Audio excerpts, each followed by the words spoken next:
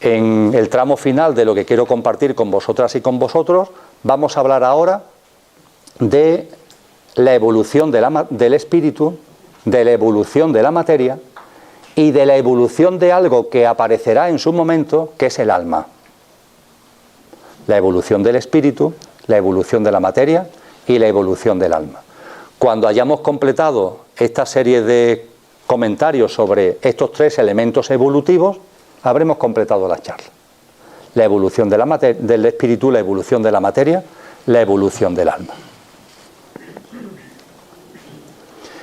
Hace un momento, siguiendo lo que dice la ciencia, siguiendo a Areopagita, hablamos de planos, hablamos de dimensiones, que van surgiendo como los círculos concéntricos que aparecen cuando una piedra cae en el agua. Es la imagen gráfica que podemos ver. Pues bien, vamos a acudir a la teosofía. En teosofía se nos dice que más allá de otras subdivisiones que se pueden hacer, hay 7 grandes planos en el cosmos. 7. El número 7 es fundamental. Es una clave muy importante para entender muchas cosas. No por casualidad, Cristo Jesús hablaba de 70 veces 7. Es un número clave, es un número cabalístico, es un número fundamental. Y en teosofía se habla de que en lo manifestado, en todo lo que ha surgido de lo inmanifestado, hay 7 grandes planos. Algunos de los nombres de estos planos son un poco raros. Vamos a ir por partes. Al primero, que sería algo así como los serafines de Areopagita, al primero se le llama Adi, Adi. Es un plano inefable, de una enorme pureza. Diríamos de alguna manera, metafóricamente, por favor, que es la casa de la mónada. Es donde la mónada está a gusto. Y cometiendo casi una irreverencia, vamos a decirlo así, es vuestra casa. Imaginaros a vosotros en vuestra casa, es vuestra casa. Vuestro hábitat natural, donde estáis cómodos. Vuestro dormitorio, vuestro salón, el hábitat directo en el que nos movéis. Ese espíritu, esa vibración pura y primigenia que ha surgido de lo inmanifestado, su hábitat natural es ese plano primero, el primer círculo concéntrico, el primer on que ha surgido en la cadena de ecos, que es donde tiene su hábitat natural, Adi. Después se nos habla de otro plano, que ya tiene una menor frecuencia vibracional, claro. El nombre es un poco raro, Anapudaka. Ahí está. La diferencia con Adi, que tiene una menor frecuencia vibracional. ¿Qué ejemplo podríamos poner nosotros a la hora de entender eso de Anapudaka? Pues es sencillo. En este mundo existe la tierra y existe el mar. Nosotros formamos parte de la tierra. Es nuestro hábitat natural, ¿verdad? Pero ¿quién no tiene una inclinación a experienciar el mar? ¿Algunos de vosotros no conoce el mar? Vivís en Madrid, ¿no? La inmensa mayoría. Y conocéis el mar, ¿verdad? De forma natural habéis tenido una inclinación a conocer el mar, a vivir la experiencia del mar, aunque viváis en Madrid. El espíritu, no porque lo necesite, pero tiene una inclinación natural a experienciar la materia, igual que vosotros lo tenéis, a experienciar el mar. ¿Y la primera experiencia de mar cuál es? No sé si os acordaréis o no. El primer día que fuisteis a una playa. Ese día que os acercasteis al mar. En la arena, en un puerto, como fuera. La primera vez que lo visteis, la primera vez que lo percibisteis, el espíritu sale de su hábitat natural, la mónada sale de su hábitat natural y de Adi pasa a Anapudaka. Es su primer contacto con una realidad más densa. En la metáfora, el primer contacto que nosotros tenemos con el mar. Y es simplemente verlo. Y claro, al verlo, lo olemos, lo oímos. Empezamos a tener ya experiencias en el mar, aunque no estamos metidos en el mar. En Anapudaka, la mónada no se ha metido todavía en la materia, pero ya empieza a experienciarla. Pero sigue siendo ella. Ahí no hay ningún aditivo, no hay ningún instrumento cuando estabais delante del mar. Ese día Ahí no hay nada por medio, sois vosotros y el mar. Cuando estamos en la arena de la playa, pisando la arena, estamos nosotros, cada uno, y el mar. Estamos experienciando el mar. Ahí está la mónada. Ha salido de su casa, ha salido de Adi y está en Anapudaka viviendo por primera vez la experiencia de la materia, aunque todavía siendo ella misma, sin ningún tipo todavía de instrumento, de herramienta para meterse más dentro. El siguiente plano que se nos habla en Teosofía, después de Adi, después en Anapudaka, es el plano que se denomina átmico. Atma también significa espíritu, lo que nos quiere decir que todavía es un hábitat para el que la mónada, para el que el espíritu está preparado, pero ya exige una envoltura en la materia que empieza a complicarse. El ejemplo que podemos poner para que lo entendamos es el plano Adi, estamos en nuestra casa. El plano Anapudaka, nos hemos ido a la orilla de la playa. Y para experienciar el mar, ¿qué es lo que sentimos? Yo me quiero meter en el agua. Yo quiero saber qué temperatura tiene, qué es lo que siente mi piel ante el contacto con el agua. Quiero sentir a qué sabe y me meto en el agua. Con bañador, desnudo, como prefiráis, pero me meto en el agua. Y claro, meterse en el agua es vivenciar el agua de una manera que no es estar en mi casa ni estar en la orilla. Pero no obstante sigo siendo yo. Ya hay elementos que son distintos, ya el agua me envuelve, ya empiezo a tener limitaciones de movimiento, pero eso sí, estoy logrando experienciar esa materia, estoy logrando experienciar el mar. Eso es lo que hace la mónada cuando llega al plano átmico. Ya empieza a envolverse en la materia, aunque todavía, como os pasa a vosotros cuando metéis en el mar, seguís estando vosotros mismos. Podéis estar desnudos, sin nada más. No es necesario ni el bañador, ni el flotador. Estáis vosotros en medio de ese mar, disfrutando del mar. Pero el mar es mucho más. Y quizás alguno de vosotros ha sentido ya eso. Yo quiero vivir el mar con más intensidad, yo quiero vivir el océano con más intensidad. Porque dentro del océano, ahí, a pocos metros que nos vayamos metiendo dentro, hay una fauna, hay una flora, hay una realidad que tiene que ser bellísima. Y yo quiero conocerlo. Y entonces hay gente que se apunta a una academia de buceo, o que simplemente de modo espontáneo se compra unas gafas de bucear y se pone un tubito aquí en la boca para empezar a percibir qué hay ahí abajo. La mónada se siente inclinada a meterse más en la materia, para vivenciarla, para experienciarla. En la metáfora que estamos utilizando necesitamos gafas de buceo, necesitamos cascos de oxígeno para meternos y bucear en el océano, para experienciar, en el caso de la mónada, la materia. Y esto plantea una gran pregunta. ¿Qué instrumento tiene la mónada para meterse más en la materia? ¿Cómo la mónada puede seguir metiéndose todavía más? Porque no se conforma con estar ahí chapoteando dentro de las olas, quiere meterse más dentro. Y al igual que nosotros necesitamos una herramienta, un instrumento, la gafa de buceo, los cascos, el tanque de oxígeno, la bombona de oxígeno, la mónada necesita un instrumento. Ese instrumento en teosofía se le llama buddhi, también en la escuela hinduista, también en el budismo esotérico.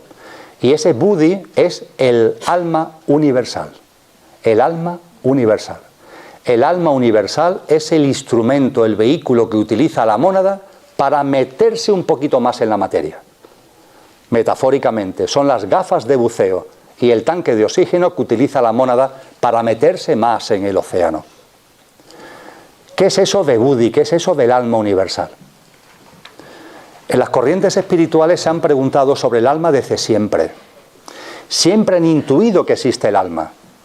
Fijaros, en la terminología cristiana se nos habla, dice Pablo de Tarso en su primera carta a los tesalonicenses, se nos habla nos dice él, el ser humano es cuerpo, alma y espíritu. Todas las corrientes espirituales, de una forma o de otra, hacen referencia no solamente al cuerpo, nuestra realidad material, físico, emocional, mental, nuestra realidad material, y hacen referencia también al espíritu, pero hablan también del alma. ¿Qué es esto del alma? En el esquema del que hemos partido, lo inmanifestado, lo manifestado, la vibración pura y primiginia del vacío, de lo inmanifestado, Om, que es lo que estamos llamando espíritu, la cadena de ecos que ese Om primigenio origina al reverberar, el verbo cristiano, en el propio vacío, y en esa reverberación planos de existencia cada vez más densos, dando lugar a lo que conocemos como materia. ¿Dónde está ahí eso que se denomina alma? ¿Dónde está ahí eso que en la terminología oriental se denomina Buddhi? ¿Cómo surge? ¿Cómo aparece? La ciencia actual nos ha dado una pista fundamental. Seguro que aquí hay algunas personas que conocéis algo, no hace falta conocer mucho, de física de luz o lumínica, de física de sonido. Pues bien, en la física de la luz, en la física de sonido, se habla de un fenómeno que se llama heterodino, también denominado efecto heterodinaje. A los que no tengáis ni idea, perfecto, maravilloso. A mí el primer día que me hablaron de esto no tenía ni idea. Me fui a internet, busqué heterodino, está en Wikipedia, vamos, no hace falta buscar, y te lo explican perfectamente. ¿Qué es lo que nos dice la física con relación al heterodino y el heterodinaje? ¿Y qué tiene esto que ver con lo que estamos aquí tratando? Pues bien, sabemos que, por lo que venimos compartiendo, en esta realidad manifestada está el espíritu, vibración altísima, de una enorme pureza, y está la materia, en diferentes grados, pero con frecuencia densa, con frecuencia baja. Pues el efecto heterodino o heterodinaje nos dice la ciencia que consiste en lo siguiente. Siempre que hay una vibración alta, y esa vibración alta coincide, se encuentra, convive con una vibración baja, de manera natural, espontánea y directa, surge una tercera frecuencia vibracional. Sin más. Siempre que una vibración alta, una onda, se encuentra con una vibración baja, otra onda, pero de vibración menor, de la convivencia y del encuentro surge una tercera frecuencia vibracional. Y esa tercera frecuencia vibracional tiene una característica muy singular. La vibración alta es o tiene la frecuencia que sea. Por ejemplo, permitidme que hable así, 1000. La vibración baja tiene la frecuencia vibracional que sea. Por ejemplo, 10. Pues bien, cuando 1000 y 10 se encuentran, cuando la onda con frecuencia 1000 y la onda con frecuencia 10 se encuentran, surge, como si fuera su fruto, una tercera frecuencia vibracional, efecto heterodino, pero que se caracteriza porque la frecuencia vibracional de esa tercera gama no es fija, sino que es oscilante, puede variar.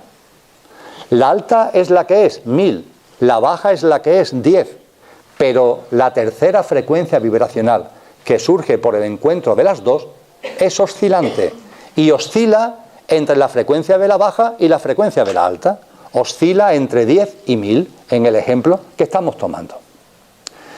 Yo sé que esto así expresado pues puede parecer confuso, pero os invito a que penséis que en vuestra casa el que más y menos tiene una radio, ¿verdad? Casi todos tenemos una radio en casa. Ahora ya con los móviles y los ordenadores nos vamos olvidando de los aparatos de radio clásicos, pero en fin, por lo menos sabemos lo que es una radio. Sabemos que una radio funciona porque capta ondas de radio. La cadena SER, la cadena COPE, la cadena no sé qué, la cadena no sé cuánto, lanzan ondas de radio. Ondas de radio que están aquí, están dando vuelta entre nosotros, estamos rodeados, entre otras muchas cosas, de ondas de radio. Pero ese aparato que denominamos radio, que está aquí, nos posibilita que las escuchemos. Si no disponemos de la radio, no las podemos escuchar. Aunque estén aquí, no las podemos escuchar. ¿Por qué la radio, gracias a ella, podemos escuchar esas ondas? Porque la radio tiene un receptor. El aparato de radio tiene un receptor. Y ese receptor emite frecuencias vibracionales muy pequeñas. Y se produce el milagro. las ondas de radio, que para nuestro ejemplo tienen una frecuencia vibracional elevada, se encuentran con las onditas de frecuencia vibracional más baja que está lanzando el receptor. Y de esa convivencia, de ese encuentro entre la frecuencia alta y la frecuencia baja, surge una tercera gama vibracional que nos posibilita escuchar la radio. Eso es lo que escuchamos en la radio, la tercera frecuencia vibracional, que se caracteriza además porque es modulable. Esa es la grandeza de esa tercera frecuencia, porque si fuera fija, lo digo de broma, solamente podríamos escuchar una emisora. Pero como esa tercera frecuencia vibracional es modulable, podemos darle al dial, lo hago así como la radio antigua, podemos darle al dial y modulando la frecuencia escuchamos una emisora o escuchamos otra. Nos estamos aprovechando del hecho de que afortunadamente y por elementos naturales no buscados, la tercera frecuencia vibracional se mueve entre la frecuencia alta y la frecuencia baja, entre la frecuencia baja y la frecuencia alta. Y la frecuencia modulada que escuchamos en nuestra radio es ni más ni menos que eso, que va de 87 a 105, la banda que le permite el juego entre la alta y la baja del movimiento de ondas de radio y la frecuencia de nuestro transistor. Y recapitulamos. ¿Y qué tiene que ver esto con el espíritu, con el alma? No, la verdad es que hablar del alma y poner el ejemplo de una radio es un poco rebuscado. Pues no es rebuscado, es lo más sencillo que hay, porque podemos entender que como es abajo, es arriba, como es en lo micro, es en lo macro. Y de la misma forma que aquí estamos observando ese fenómeno se da en lo macro. Y eso significa que cuando hay una vibración pura y primigenia, la del espíritu, la de la mónada, y hay una vibración densa que es la de la materia en sus distintos niveles, inevitablemente surge una tercera frecuencia vibracional. Es inevitable. Surge naturalmente, espontáneamente, directamente. Esa tercera frecuencia vibracional es el alma universal. Esa tercera frecuencia vibracional es Buddhi. Esa tercera frecuencia vibracional es el vehículo en el que se envuelve el espíritu para dar un paso más en su camino hacia la materia, y es lo que le permite al espíritu disponer de las gafas de buceo y la bombona de oxígeno con el que meterse en el agua. Y por eso en Teosofía, al siguiente plano, al plano que viene después de Adi, de Anupuddaka y de Atma, se le llama búdico, porque es un plano en el que se puede meter el espíritu porque utiliza Buddhi, porque está utilizando a ese componente que está ahí también en lo manifestado y se envuelve en él. Igual que nosotros, insisto, nos ponemos esos instrumentos que no son nuestros, pero que los compramos o los alquilamos, que son las gafas de buceo y la bombona de oxígeno. El espíritu utiliza a Buddhi, utiliza al alma, que es una, por eso se le llama alma universal, para meterse más en la materia. Y lo hace metiéndose en la materia en el denominado plano búdico. Pero claro, el plano búdico sigue estando muy arriba. En la teosofía se nos enseña que en la constitución sextenaria del ser humano está lo átmico y está lo búdico, pero son componentes del ser humano muy elevados, que en conciencia viviremos cuando en nuestro sendero espiritual de autotransformación vayamos avanzando. Son planos elevados. Y el espíritu quiere experienciar más la materia. Seguimos con esta figura metafórica. La mónada, vosotros, que salisteis de vuestra casa, o fuisteis a la orilla del mar, de Adi a Anupuddaka. Cuando estabais allí considerasteis que queríais vivir más la experiencia del océano, y os metisteis entre las olas, y os bañasteis en las olas. Bajasteis al plano átmico. Pero en el plano átmico sentisteis que no, que hay que vivirlo más, que queréis experienciarlo más, que queréis tener conciencia más allá, meteros más en la materia. Y buscasteis unas gafas y unos tanques de oxígeno, ese elemento búdico, ese alma universal, instrumento para meteros más todavía en el océano. Y la mónada quiere bajar más, quiere seguir descendiendo, no se conforma con estar a 20 metros, 50 metros debajo del océano, quiere bajar más. Y tiene que buscar instrumentos. ¿Cómo lo consigue? ¿Dónde está el submarino? Mejor dicho, ¿dónde está el batiscafo? Porque los submarinos más allá de 400, 500 metros empiezan a tener problemas. ¿Dónde está el batiscafo que nos permite bajar a 900, a 1000 metros de profundidad? En lo manifestado, ¿Dónde está ese instrumento a disposición del espíritu, de la mónada? Fijaros que en este proceso que estoy describiendo, la mónada está siguiendo un camino. Es lo que se llama la evolución monádica. En nuestra forma de ver las cosas va de arriba a abajo. De Adi va bajando a distintos planos, Anapudaka, átmico, búdico, se va envolviendo en materia, va descendiendo de arriba a abajo. Esto es una figura evidentemente metafórica, pero vale para entender lo que es la evolución de la mónada. Y darnos cuenta también de que la evolución de la mónada, a lo mejor tendríamos que llamarla involución, más que evolución, porque se va envolviendo en materia. Y al meterse en materia, toma conciencia de la materia, pero va olvidando la conciencia de sí mismo. Va metiéndose en la materia y va tomando conciencia cada vez más en la materia, pero va perdiendo conciencia de sí misma. Pero ahí anda, porque quiere experienciar la profundidad del océano. Y la mónada, a este proceso que llamamos evolución monádica, ya hemos llegado al plano búdico. Hemos ido bajando, pero hay que bajar más. Hay que meterse en las profundidades oceánicas. Hay que buscar un batiscafo. ¿Dónde está ese batiscafo? Eso nos lleva a hablar de la otra línea evolutiva, la de la materia. Hemos hablado de la línea evolutiva de la mónada. Vamos a hablar de la línea evolutiva de la materia. La materia ya nos es más común, ¿verdad? Y el que más y el que menos sabe que, por ejemplo, en el planeta Tierra, las primeras formas de vida fueron unicelulares. Y después surgieron formas de vida de 2 células. Y la vida se fue haciendo más compleja. Hay un momento concreto en la evolución de la materia que es un auténtico milagro. No somos conscientes de los eones de tiempo, no somos conscientes de la auténtica maravilla que han tenido que producirse para que sea posible, en donde la evolución de la materia hace posible que surja una figura de vida con un cerebro complejo. Una forma de vida con un cerebro complejo. Lo que hay detrás de esto, si nos detenemos, es para estar con la boca abierta toda nuestra vida, o para estar llorando de emoción toda nuestra vida.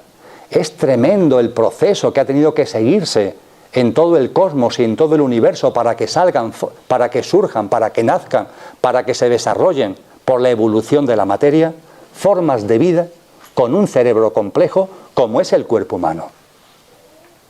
Esa es la característica del humano, un cerebro complejo. Daros cuenta que la palabra humano, mano, viene de un término sánscrito, que es manas. Manas significa pensador, pensamiento, mente. Y esto es lo que caracteriza al ser humano, que pensamos, que tenemos un cerebro complejo que nos permite pensar. Y no solo nos permite pensar en cosas de todos los días, sino que nos permite pensar sobre cosas como la que aquí estamos tratando. Nuestro cerebro no solo tiene un nivel inferior, que la psicología moderna llama mente concreta, que nos permite levantarnos, ir al trabajo y hacer las cosas cotidianas. También tenemos un nivel superior, que en psicología se llama mente abstracta, que nos permite plantearnos las grandes preguntas del quién soy, dónde vengo, a dónde voy, qué es la vida, qué es la muerte, qué es la divinidad, qué es la existencia, cuál es el origen de todo, de dónde surgió el universo. Y desde la filosofía, la espiritualidad, la ciencia, nos planteamos estas cuestiones. Eso es gracias al pedazo de cerebro que tenemos, un cerebro complejo, pero que ha surgido de la evolución de la materia. Es tremendo. Puede haber infinidad de formas de vida en el universo que sean humanas, pero no porque sean igual que nosotros, sino porque tienen un cerebro complejo con niveles inferiores y superiores de mente. Y puede haber muchísimas, y desde luego en este planeta las hay, y nosotros estamos encarnados en ella.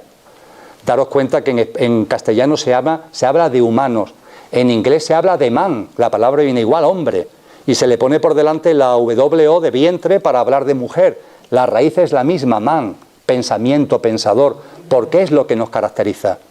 Y la forma física, mental y emocional en la que estamos encarnados es un punto precioso, un punto fulgurante, esplendoroso en la evolución de la materia. Tan tremendo, tan espectacular, lo vuelvo a repetir, como para que en nuestro espacio mental haya 2 niveles. el nivel inferior y también el superior. Y claro, el nivel inferior tiene su frecuencia vibracional y vale para lo que vale. Pero el nivel superior, en sánscrito mana superior, tiene su frecuencia vibracional mucho más alta, mucho más sutil. De todos los elementos físicos, mentales y emocionales que nos configuran, el mana superior es el más sutil. Tiene una vibración muy especial, una vibración lo suficientemente especial como para hacer posible el auténtico milagro de la existencia. El milagro que se produce cuando la mónada, que viene descendiendo, se encuentra con la materia que viene ascendiendo. La evolución de la mónada es de los planos superiores a los inferiores, y la materia va evolucionando desde abajo hasta arriba, hacia arriba, con formas de vida cada vez más complejas hasta llegar a un cerebro complejo, con un nivel mental, que es el mana superior, que tiene una enorme sutilidad, una frecuencia vibracional extremadamente especial que empieza ya casi a escapar de la materia. Y ahí se produce el punto de encuentro. Se produce en vosotros, se produce en mí. La mónada en su descenso y la materia en su ascenso. La mónada en su descenso por todos los planos que hemos hablado y que ha llegado hasta Buddhi y que está envuelta utilizando el instrumento búdico, y la materia que ha llegado a una forma de vida con un cerebro complejo y que por tanto tiene un nivel superior de mente, que es el mana superior. ¿Y qué es lo que hace la mónada utilizando a Buddhi para cuando se produce ese punto de encuentro? Pues sigo siendo muy metafórico en las expresiones. Aterriza en la materia. Aterriza. Como, permitirme también el ejemplo, como un platillo volante. Aterriza. ¿Y en dónde aterriza en la materia? Aterriza en ese espacio vibracional muy sutil que configura nuestra mente superior, nuestro mana superior. Ahí es donde aterriza. Y esa mónada que está utilizando a Buddhi como vehículo, cuando llega a ese punto de encuentro que es nuestro ámbito mental superior, a la mónada metida en Buddhi, a Buddhi le ocurre una cosa que podemos entender muy bien recordando el efecto heterodinaje, y es que la mónada es una, y Buddhi, alma universal, es una, pero esa tercera frecuencia vibracional que es Buddhi se puede diferenciar, es modulable, y es lo que le permite a la mónada dentro de Buddhi el empezar a encarnarse no como una única alma, no en una única forma de vida, sino en multitud de formas de vida. Y de esa manera surge lo que llamamos almas individuales, todas pertenecientes e integradas en el alma universal. Esa es la realidad. Un alma universal que es el vehículo del espíritu, que es el vehículo de la mónada. Pero en lo que constituye nuestra configuración humana, además de Atma, que está en relación directa con el espíritu, además de nuestro componente búdico, que está relacionado con el alma universal, tenemos un alma individual, como consecuencia de esa posibilidad que tiene Buddhi, tercera gama vibracional, efecto heterodino o heterodinaje, de diferenciarse. Y por eso hay un alma individual en vosotros, por eso hay un alma individual en mí. En el mundo animal esto está a punto de producirse, pero falta ese espacio tan peculiar de una mente abstracta suficientemente desarrollada. Por eso en el mundo animal hay almas grupales, pero no individuales. Es solo ya cuando surge una forma de vida como el ser humano, cerebro complejo, donde la individualización se hace posible. Y yo sé que para posiblemente bastantes de los que estáis aquí, en vuestro sendero espiritual, lo que os planteáis es daros cuenta de que no sois vuestro yo físico, mental y emocional. Que somos mucho más que eso. Que somos mucho más de lo que a mí me gusta llamar el coche, que utiliza el conductor para experienciar la vida humana. Somos mucho más que el coche. Y cuando un ser humano empieza a percibir que es más que el coche, se empieza a percibir como un alma individual. Y es perfecto. Es un salto tremebundo en la evolución. Hay textos sagrados que nos dicen que en la cadena de encarnaciones que va teniendo el alma, ganando en autoconsciencia, de eso podemos hablar en el coloquio, cuando por fin en una encarnación nos damos cuenta y empezamos a percibir con claridad que somos más que somos mucho más que el coche, y nos empezamos a percibir como alma individual, se nos dice metafóricamente que hasta llegar a ese punto necesitamos 100 encarnaciones. Una vez que llegamos a ese punto, ya nos quedan solamente 10 para completar el proceso. Lo de 100 y lo de 10, por favor, no lo toméis a rajatabla. Es simplemente un elemento numérico para que comprendáis que el auténtico proceso está en darte cuenta que eres más que el coche. Y cuando empiezas a percibirte como más que el coche, te identificas todavía individualmente. No física, emocional o mentalmente, pero te sigues creyendo algo individual, el alma individual. En el sendero espiritual nos daremos cuenta de que ese alma individual, sin embargo, está integrada en un alma universal, que es simplemente una diferenciación aparente de algo que es uno, de la misma forma que las hojas de un árbol forman parte de un árbol, de la misma forma que las olas de un océano forman parte del océano. Y seguiremos evolucionando espiritualmente para darnos cuenta de que no es que no seamos el coche, no es que no seamos el alma individual, que somos más, no es que no seamos el alma universal, es que somos más, es que somos la mónada, que es una, somos ese Espíritu Santo, somos ese Espíritu uno, que ha ido descendiendo en la materia, y que llegado a este punto, cuando nosotros vamos ganando en autoconsciencia, nos damos cuenta. El punto de encuentro entre la evolución monádica, metafóricamente, de arriba abajo, y la evolución de la materia de abajo arriba, ese punto de encuentro tiene como fruto el surgimiento de un elemento que se conoce en teosofía como el cuerpo causal. El cuerpo causal que está en vosotros, está en mí, está hecho de una energía, vamos a llamarlo así, que es mente abstracta, que es mana superior, muy sutil. Y ahí es donde está almacenada el alma individual, ahí es donde Buddhi ha fertilizado, donde la mónada a través de Buddhi se ha asentado. Y el cuerpo causal está configurado por esa energía que es mente abstracta, mana superior, es donde está almacenada el alma, y a su vez es donde se acumulan, de ahí su nombre, las relaciones de causa y efecto que van de vida en vida. Toda acción tiene su efecto, acción-reacción, toda acción tiene su efecto. Eso es el karma. Esa palabra que nos asusta tanto. No es ni más ni menos que esa gran verdad, que toda acción tiene un efecto. Y esos efectos pueden ser de corto plazo, de medio plazo, de largo plazo o de larguísimo plazo. Y hay algunos efectos que son de larguísimo plazo, hasta el punto que trascienden una vida para ir a la otra. Me voy a extremos muy gordos. Si se mata a alguien, eso tiene un efecto que trasciende esta vida. Si salvamos la vida de alguien, eso tiene un efecto que trasciende esta vida. Pero son ejemplos muy gordos. Hay ejemplos, muchos ejemplos más pequeños que explican lo mismo.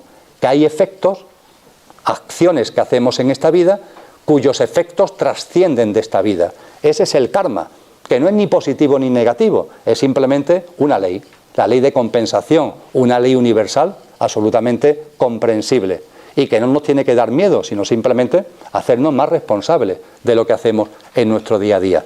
Pues bien, las relaciones de causa y efecto también se almacenan en ese cuerpo, que también por eso se le denomina causal. Energía mental, mental superior, almacenando el alma. Y es ahí, y ya concluyo, donde surge la tercera línea evolutiva. La línea evolutiva de la mónada, de arriba a abajo, coloquialmente expresado, la línea evolutiva de la materia, de abajo a arriba, coloquialmente expresado, cuando la materia ha llegado a un punto en el que surge una forma de vida con cerebro complejo, manas inferior, mana superior, cuando la mónada ha bajado lo suficiente como para estar ya envuelta en Buddhi y a partir de ahí poder seguir bajando a otro plano más, que se conoce precisamente después de Adi, después de Anupadaka, después del plano átmico, después del plano búdico, se conoce como plano mental, puede bajar al plano mental aterrizando, fertilizando, llegando a ese espacio que es nuestra mente abstracta, generando así el cuerpo causal y el alma que surge individualizada ahí. Y ese alma también tiene su cadena evolutiva. Es la tercera línea evolutiva, la de la mónada, la de la materia y por fin la del alma. La vuestra individual, la mía individual. ¿Esa línea evolutiva en qué consiste? Pues tiene que ser coherente con todo lo que hemos hablado. Esa alma está al servicio del espíritu, está al servicio de la mónada. ¿La mónada para qué se ha metido en este fregado? Para experienciar la materia en consciencia, ya está. ¿Y qué hace el alma? Experienciar la materia en consciencia. De modo y manera que el alma individual que está en vosotros, el alma individual que está en mí, cuando surgió por primera vez por la diferenciación, por el proceso de diferenciación que acabo de compartir, era como un pequeño embrión, como cuando en el feto de una mamá surge el embrión, el cigoto de una célula masculina y una célula femenina. Y poco a poco ese embrión va creciendo, primero dentro del vientre de la madre, después sale al exterior y es un bebé, y después un niño, y después un adolescente, y después es un joven, y después se hace maduro. Ese es el recorrido de nuestra alma, del alma individual de cada uno. Es un recorrido en autoconsciencia, que vamos haciendo por las experiencias. Experiencias que son muy fáciles de entender.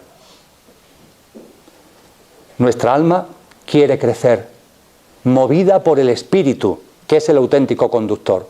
Vuestra alma quiere crecer. Y quiere crecer en autoconsciencia, porque eso es lo que el conductor, el espíritu, la mónada desea, vivir en autoconsciencia la materia. Y vuestra alma desea crecer en autoconsciencia. Y para crecer en autoconsciencia vive experiencias. Pero tener en cuenta lo siguiente, también muy importante, ese alimento que vuestra alma necesita para crecer en autoconsciencia y que va consiguiendo por experiencias encarnación tras encarnación. La hipótesis de que cada vez que nace un niño nace un alma es una antieconomía cósmica espectacular. Eso ninguna corriente seria lo ha mantenido en la vida, tampoco el cristianismo en su origen. Eso es absurdo, que surge un alma cada vez que nace un cuerpo, eso es ridículo. El alma va utilizando coches sucesivos, distintas vidas, distintos cuerpos. Pues bien, en ese recorrido el alma quiere ganar en autoconsciencia. Y la pregunta que nos tenemos que hacer es que como esa autoconsciencia se gana por las experiencias, ¿qué alimento necesita nuestra alma para ganar en autoconsciencia? ¿Qué alimento? ¿Qué es lo que le sirve para alimentarse? Permitirme la figura, estoy utilizando muchísimas metáforas. Mi alma individual, que de hecho se integra en un alma una y universal Buddhi, que de hecho es el vehículo de la mónada, que también está en mí como está en vosotros, el Espíritu Santo. Cuando desencarne, se va a encontrar una mesa más grande que esta. Bueno, vuestra alma y la mía, Se va a encontrar una mesa más grande que esta. Y en esta mesa hay multitud de platos. Y nuestra alma tiene hambre. Y quiere comerse esos platos para crecer en autoconsciencia. Estos platos son experiencias, todas las experiencias. Imaginaros la cantidad que vivimos durante la encarnación humana. Y la pregunta que nos tenemos que hacer, pero que nos deberíamos hacer cada día, es: ¿todos los platos le sirven de alimento a nuestra alma? ¿Nuestra alma puede comer todo? ¿A nuestra alma le nutre todo? Nos han enseñado desde siempre que nuestra alma tiene una sutilidad vibracional y que no puede comer, entre comillas, todo. De la misma forma que vosotros y yo no podemos comer piedras. ¿Alguien de aquí come piedras? ¿Alguien cuando salga y vaya a su casa, si hay un plato de piedra en su mesa, qué hace? Que lo echa a un lado, lógicamente, porque no podemos comer piedras. Pues que seamos conscientes que en nuestra experiencia humana, esos platos que ponemos a disposición de nuestra alma tienen distintas frecuencias vibracionales. Los platos que sean frecuencias vibracionales, es decir, experiencias de baja gama, egoicos, egocéntricos, de codicia, de ira, de conflicto, de violencia, en definitiva, de desamor, a nuestra alma no le valen. No le permiten crecer en consciencia. En cambio, esos platos, esas experiencias que tengan frecuencia vibracional alta, que se caractericen por el altruismo, por la generosidad, por la compasión, por el compartir, por la comprensión, por la solidaridad, por la empatía, por la cooperación, eso sí tiene la frecuencia vibracional precisa para que nuestra alma pueda integrarlo. Y al integrarlo crece en consciencia. Nuestra alma hace, Arthur Powell, otro gran teósofo, lo resume muy bien en uno de sus libros, que habla precisamente del cuerpo causal, nos pone el siguiente ejemplo que es maravilloso. Nuestra alma, la individual de cada uno, en cada encarnación, realiza una inversión buscando una rentabilidad. Con esto concluyo. Una inversión buscando una rentabilidad. Para vuestra alma individual y la mía no es fácil encarnar. De hecho, la envergadura de nuestra alma individual es tal que no puede encarnar ella, se proyecta. Es una pequeña parte de ella la que se encarna. Es imposible que en el cuerpo humano pueda encarnar, que nuestro cuerpo causal pueda, desde el cuerpo causal hacia el cuerpo humano pueda bajar toda el alma. Es una pequeña parte la que baja. Realiza una especie de inversión, buscando una rentabilidad. ¿Qué rentabilidad busca el alma? Crecer en autoconsciencia. Porque es lo que pretende precisamente, es el objetivo de la mónada, vivir en autoconsciencia la materia. Y nuestra alma, que pertenece al alma universal, es el vehículo que está utilizando la mónada para vivir en autoconsciencia la materia. Y nuestra alma aspira a crecer en autoconsciencia. Y la rentabilidad que desea, la rentabilidad que espera son experiencias que le sirvan de alimento. ¿Le estamos proporcionando a nuestra alma experiencias que le sirvan de alimento? ¿Estamos desarrollando en nuestra vida cotidiana experiencias de amor, de bondad, de mano tendida, de compasión, que son las que le sirven a nuestra alma? Todos sabemos que lo que nos vamos a llevar cuando desencarnemos, todos sabemos que las mortajas no tienen bolsillos y que los bienes materiales, tantos apegos que tenemos, nada de esto nos los vamos a llevar. Pero que seamos también conscientes que lo que nos va a servir de alimento del alma son las experiencias de alta gama. Y son con experiencias de alta gama como nuestra alma va creciendo en autoconsciencia. Y lo que va posibilitando que cada nueva encarnación tengamos más lucidez, nos demos cuenta antes de las cosas, nazcamos ya con un nivel evolutivo en conciencia mayor para, por ejemplo, darnos cuenta lo antes posible de que no somos el cuerpo, sino que somos mucho más, que no somos el coche, sino que somos mucho más. Eso es lo que va consiguiendo la autoconsciencia, la evolución en autoconsciencia. Y también es verdad que cuando nuestra alma, una vida y otra vida y otra vida, al desencarnar, no tiene platos que le sirvan de alimento, nuestra alma, desde ese plano sutil, se plantea, al realizar la inversión, una serie de experiencias que cuando estamos encarnados aquí, desde la mente concreta, desde el plano inferior de nuestra mente, no logramos entender. ¿Pero por qué me pasa esto? ¿Por qué me pasa aquello? ¿Por qué tengo yo que vivir esto? El alma, en ese espacio sutil, que es el plano de luz, en el de Bachán, antes de encarnar, toma la decisión de vivir experiencias que a ver si de una vez, vuelvo a ser enormemente coloquial, a ver si de una vez te enteras, hombre, mujer, que te pasas la vida en el jijijaja. La vida humana no es jijijaja, es mucho sufrimiento. Pero estamos en ese sufrimiento porque no crecemos en autoconsciencia. Ese jijijaja me refiero a que nos entretenemos, nos pasamos la vida entretenidos. ¿En qué? En nada, en nada. Cuando desencarnamos, en nada. Que si tal tema de la televisión, que si tal tema del periódico, que si las polémicas que nos encantan sobre cosas absurdas. Y finalmente cuando desencarnas no tienes nada, nada. Y tu alma dice, hombre, otra vez. Y dice, bueno, pues esta vez te vas a enterar, ¿eh? Cuando me encarne aquí...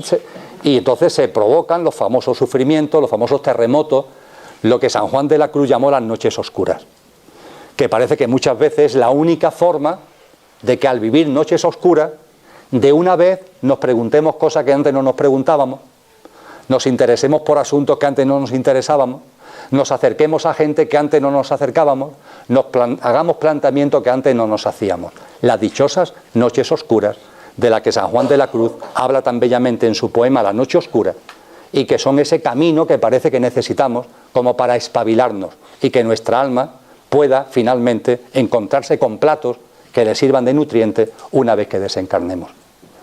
Y vuestro destino y el mío es el mismo. Un alma individual que avanza en autoconsciencia y que concluirá, o no, su proceso en autoconsciencia, porque también hay ciclos, en eso no voy a entrar ahora, pero ese es nuestro destino. Y el avance en autoconsciencia te posibilitará darte cuenta que no eres coche, sino que eres conductor. Inicialmente empezarás a darte cuenta que eres alma individual e intentarás vivir como eso, con unas cualidades, unos comportamientos, unas conductas acordes con esa realidad de lo que eres, e iremos percibiendo que hay otra realidad, la búdica y sobre todo la espiritual, el Espíritu Santo. Y cuando hayamos concluido ese camino, la teosofía nos indica que hay distintos caminos. Y lo que yo he compartido aquí se lo tenemos que agradecer fundamentalmente a aquellos seres humanos que, habiendo terminado el camino, no han sido muchos, pero los ha habido, a aquellos seres humanos que, habiendo terminado el camino, han seguido con nosotros. Es lo que se conoce en teosofía como los Mahatmas, Cristo Jesús, Buda y otros, encarnados en el ámbito humano, han alcanzado la mayor evolución que se pueda alcanzar en este plano. Y alcanzado ese punto, han decidido por amor, han hecho una renuncia, entre comillas, por amor, a seguir su proceso evolutivo en otros planos y a quedarse aquí con nosotros, acompañándonos. Físicamente, parece ser que hasta el siglo XIX seguro que nos acompañaron algunos. Actualmente, que yo sepa, no hay constancia, lo cual no quiere decir que no sea así, de que nos acompañen físicamente, pero es lo de menos, porque nos están acompañando, no físicamente, pero nos están acompañando con su presencia, nos están acompañando con su amor, nos están acompañando con su apoyo, nos están acompañando con su impulso, y a ello le debemos que de alguna manera podamos vislumbrar cosas como esta. El hombre, Dios y el universo de Taimi. A los que estéis interesados en este tipo de cosas, que en teosofía se llama cosmogénesis, leer no, por favor, deleitaros sin fecha, sin tiempo, sin prisas, en el hombre, Dios y el universo de Taimi. Muchas gracias por vuestra atención.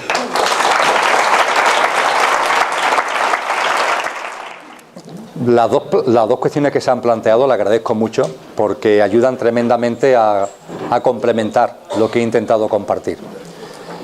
Antes de entrar en ellas, no me cansaré de insistir, estos son vislumbres que no tenéis por qué creer en absoluto. Es una invitación a vuestra propia reflexión, a vuestra propia indagación. Son algunos instrumentos que torpemente, leyendo de los que saben, yo pongo aquí sobre la mesa para alentaros a vuestro propio proceso reflexivo. Un proceso reflexivo que es espectacular, porque aquí estamos hablando de cosas, coincidiréis conmigo, que bueno, como bajemos un poquito más por aquella calle, no nos van a entender. Pongamos por caso, en una casa que para mí ha sido muy conocida durante mucho tiempo, que es Ferraz, ahí al lado, hablar de este tipo de cosas es imposible, claro, es ininteligible de qué locura que están hablando esta gente. Vamos en autoconciencia avanzando y tenemos elementos en nuestra mente abstracta lo suficientemente potentes como para poder de alguna manera acercarnos a estas enormes realidades. ¿Tu nombre cuál es? Sí, Jorge. Fijaros lo que plantea Jorge, el propósito de la vida, no de la vida en general, sino de cada una en particular. Cuando nuestra alma decide encarnar nuevamente, que tiene que pensárselo, en la República de Platón, esto lo aprendí gracias a Lola, en la República de Platón, que es un tochazo muy gordo, aunque os parezca increíble, en las últimas páginas, es fácil de localizar porque son las páginas finales, se habla de una experiencia cercana a la muerte, pero vamos, como la copa de un pino, de un soldado llamado Er, que muere en campo de batalla. Le está contando Sócrates a Platón y Platón lo está recogiendo en la República. Fijaros qué personajes están hablando, Dios mío. Entonces este soldado, cuando se lo llevan después de morir en el campo de batalla a su familia, bueno, lo lavan, lo preparan y cuando lo van a enterrar resulta que está vivo, el tío sale vivo. Y cuenta una experiencia cercana a la muerte que recoge Platón en la República. Espectacular. Y cuenta este soldado que su alma ha llegado incluso, cosa que en las experiencias cercanas a la muerte se da rarísimamente, incluso al plano de luz, incluso al de Bachán. Y que allí se ha encontrado con almas que habían estado antes encarnadas y que estaban dispuestas a encarnar otra vez. Y estaban buscando el personaje que le valiera para vivir las experiencias que consideraban que tenían que vivir. Y entre esas almas estaba la que había encarnado en Ulises. Esta locura está en la República de Platón, Y el alma que había encarnado en Ulises, cuenta este soldado, que llevaba ahí mucho tiempo porque no se decidía a encarnar, porque no encontraba un personaje con las características convenientes para lo que él quería vivir. Y claro, cuando tú eso lo estás leyendo, empiezas a imaginarte, hombre, claro, un alma que ha vivido en Ulises, Dios mío, después de la Odisea, encontrar una nueva vida tiene que ser complicado. Pues no, la complejidad estaba cuenta Platón, en que estaba buscando una vida tan sencilla, un personaje tan anónimo que no lo encontraba. No había ninguno lo suficientemente anónimo. Bueno, lo cuento como algo divertido, pero real, ¿eh? Y está en Platón, ¿no? Ni más ni menos que en Platón. Y nos da una pista, ¿no?, de las cosas que nos podemos plantear cuando estamos en el Devachan desde el punto de vista álmico. Y elegimos las experiencias. Desde un determinado nivel de conciencia, el que tenga el alma, elegimos experiencia para crecer en autoconsciencia. Experiencia que cuando estamos aquí podemos olvidar, porque aquí hay libre albedrío, porque aquí estamos envueltos en la materia. Y es verdad que con relación a esto hay una serie de aportaciones que son distintas entre sí, aunque todas tienen un fondo común. Elegimos a nuestros padres. Ahí hay un consenso alto. En el libro tibetano, en el mal titulado libro tibetano de los muertos, el libro del bardo, se explica esto muy bien, ¿no? Cuando el alma está buscando la pareja que está haciendo el amor, entre comillas, en la que va a fecundar, conociendo por supuesto las características de ese hombre y de esa mujer, y los elige, con lo que elegimos a nuestros padres, aunque a alguno le pueda parecer increíble. Al elegir a nuestros padres estamos eligiendo el sitio donde nacemos, la condición socioeconómica en la que vamos a vivir, por lo menos inicialmente, nuestras características genéticas. E igualmente, dependiendo de las experiencias que queramos vivir, elegimos en nuestro kit de encarnación nuestros dones y talentos. Algo que se nos suele olvidar. Tenemos capacidades y cualidades innatas que vienen con nosotros y están en función de las experiencias que queremos desarrollar. Solemos olvidar que tenemos dones y talentos, cualidades, facultades innatas. Y esas cualidades y esas facultades nos están diciendo cuál es nuestro dharma, nos están diciendo cuál es nuestro camino, nos están indicando cuál es nuestro propósito de vida. Y la cuestión final con relación a este asunto: ¿hay libre albedrío? ¿De verdad hay libre albedrío? En el mundo, ya que citaba el sufismo, en el mundo árabe se habla de maktub. ¿Os suena la película tan maravillosa que se estrenó hace muchos años española? Maktub. Maktub significa todo está escrito. Mi percepción, que no tenéis por qué hacer la vuestra, es que no es así. Mi percepción es que cuando un alma encarna, puede tener como experiencia vivir, permitidme que me exprese así, ir de Madrid a París. Que ese sea su recorrido, su experiencia a vivir en autoconciencia. Pero cuando está subiendo y llega a Zaragoza, puede ser que le hablen de Barcelona y que diga: mire, yo ya que estoy aquí voy a viajar a Barcelona. Y cuando está en Barcelona le hablen de las Islas Baleares y se vaya a las Islas Baleares. Y cuando está en Baleares le hablen de Italia y quiera conocer Roma y el anfiteatro romano. Y su vida, en lugar de ir hacia París, ha ido hacia Roma. Es verdad que nos indican que hay señales, que la vida te da susurros primero, después te da gritos para que te des cuenta que no estás siguiendo lo que es tu camino natural, el camino para el que encarnaste. Pero podemos desviarnos, entre comillas, lo de desviar del camino. Finalmente no vas a vivir la experiencia o las experiencias que quisiste, vas a vivir otras. Tu alma posiblemente hubiera crecido más en autoconsciencia con las que habías elegido previamente, pero no pasa nada, vuelves a encarnar, no pasa nada. En el Maktub esto se pone en duda. En esta aportación espiritual, que para mí merece todo el respeto, se pone en duda y nos dice: no, Emilio, no. Si tú naces para ir de Madrid a París, tú vas de Madrid a París, te pongas como te pongas. Pues bueno, incluso así hay libre albedrío. ¿Por qué? Porque aunque tú tengas que coger la autopista hacia los Pirineos y desde allí la autopista a París, y aunque tengas que hacer cada kilómetro y cada metro de la carretera por donde la carretera está trazada, el cómo lo vive depende de ti. El cómo lo vive depende de ti. No sé, ahora Sevilla-Madrid lo hacemos Loli y yo continuamente. Bueno, la carretera es la carretera, la línea de AVE, siempre es lo mismo. Ahora, el cómo lo vives depende de ti. El vivirlo más alegre, menos alegre, más divertido, menos divertido, se te hace más pesado, menos pesado, le saca más jugo, menos jugo, lo aprovechas para conversar, estás más dormido. Eso depende de ti. Con lo que incluso ahí hay libre albedrío. Es una maravillosa aventura. Lo que tenemos que tomar conciencia es que la encarnación es el horno de la experiencia y es donde nuestra alma bebe, y que nos estamos jugando en esta encarnación no solamente esta vida, sino las que vienen, porque la autoconsciencia mayor o menor que alcancemos en esta encarnación va a marcar la siguiente encarnación y posiblemente las siguientes. En cuanto a lo que comentaba vuestra compañera, todos los esquemas que yo he estado planteando, bebiendo de esta sabiduría ancestral y planteándola de manera muy torpe, por favor, entenderla solamente, insisto, como vislumbres, como pequeños destellos, y someterlas a vuestra indagación personal. Poner en funcionamiento vuestra mente abstracta.